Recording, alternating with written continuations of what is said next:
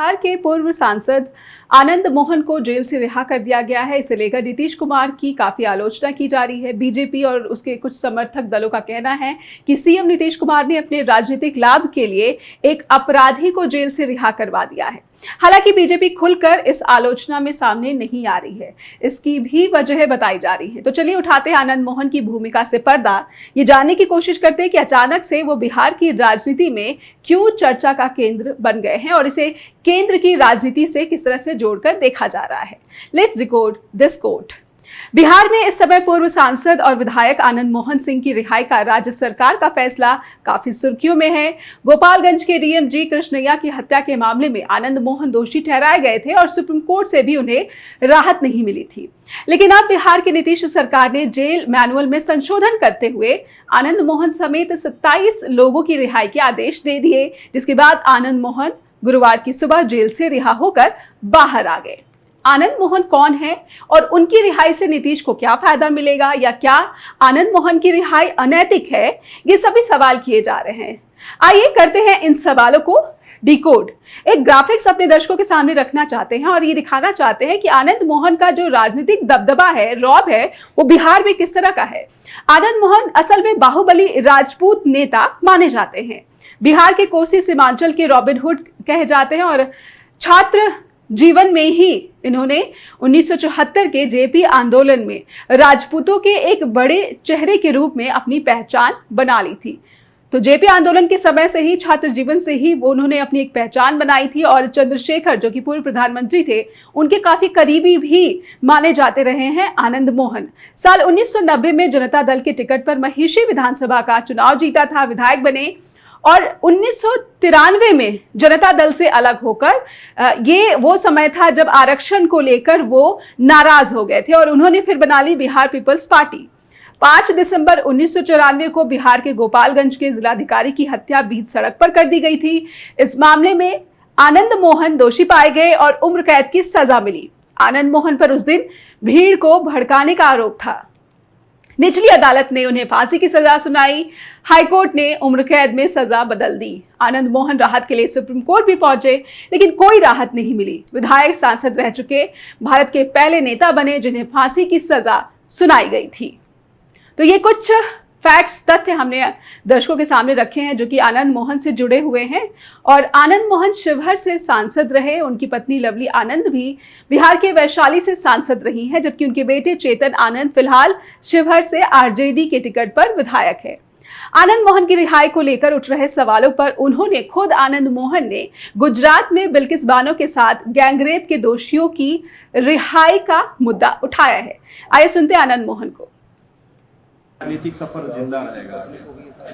अब मर तो नहीं गया, जेल में भी रहने के बाद मरा तो नहीं है, वो तो आप समझ रहे होंगे।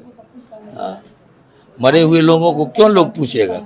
देखिए, इस पूरे मामले ने 2 घर को चौपट कर दिया। दुख है सर आपको? हाँ, एक लवली आनंद के परिवार को, दूसरा उमा कृष्णैया के परिवार को। जेले हम ही लोग, बाकी तो सब वैसे कहने के लिए बहुत कुछ करते।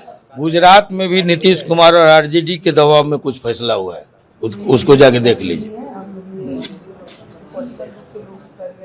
माला पहना के कुछ लोग छोड़े गए हैं, वो आरजेडी और नीतीश कुमार के दबाव में।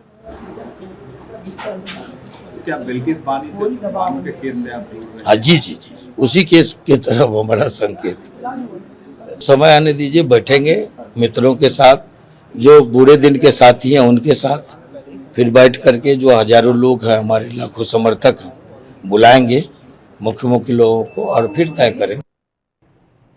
तो अपनी राजनीतिक भविष्य की बात कर रहे थे आनंद मोहन। बिहार के पूर्व उप मुख्यमंत्री और बीजेपी के वरिष्ठ नेता सुशील मोदी ने नीतीश कुमार की इसे लेकर कड़ी आलोचना की है। अपने आरोप में उन्होंने कहा है कि बिहार की महागठबंधन सरकार ने आनंद मोहन के बहाने अपने MY यानी कि मुस्लिम और यादव समीकरण को साधने की कोशिश की है और कई बड़े अपराधियों को जेल से बाहर करने का रास्ता अपनाया है। कुछ ऐसा ही बयान दिया है केंद्रीय मंत्री गिरिराज सिंह ने भी। इन बयानों के पीछे का आधार असल में आनंद मोहन का बिहार में राजपूत समुदाय में माने जाने वाला दबदबा कहा जाता है। उनका असर शिवहर ही नहीं बल्कि आसपास के इलाकों तक हो सकता है। एक वरिष्ठ पत्रकार ने नाम न बताने की शर्त के साथ कहा है कि आनंद मोहन की रिहाई पूरी तरह से एक राजनीतिक फैसला है। साल 2021 में ही असल में आनंद मोहन की जेल में 14 साल पूरे हो गए थे, लेकिन तब नीतीश कुमार ने राजपूत लॉबी की तरफ से रिहाई की मांग को ठुकरा दिया था। आइए बिहार में राजपूतों की स्थिति क्या है उसे भी समझ लेते हैं। पिछले बिहार विधानसभा चुनाव में 28 राजपूत उम्मीदवार विधायक बनकर विधानसभा पहुंचे थे और इसका एक बड़ा हिस्सा एनडीए के खाते में गया था। बिहार में करीब 4% वोटों के साथ राजपूत 40 विधानसभा सीटों पर और 8 लोकसभा सीटों पर असर रखते हैं। इसीलिए एनडीए से अलग होने के बाद नीतीश कुमार इस वोट बैंक में सेंध लगाना चाहते हैं। बिहार में शिवहर, सहरसा, वैशाली, औरंगाबाद और इसके आसपास के इलाकों में राजपूत वोटर्स का एक बड़ा असर कहा जाता है। आनंद मोहन जेल में रहकर चुनाव जीत गए थे और इसे राजपूत बिरादरी में उनका असर माना जाता है।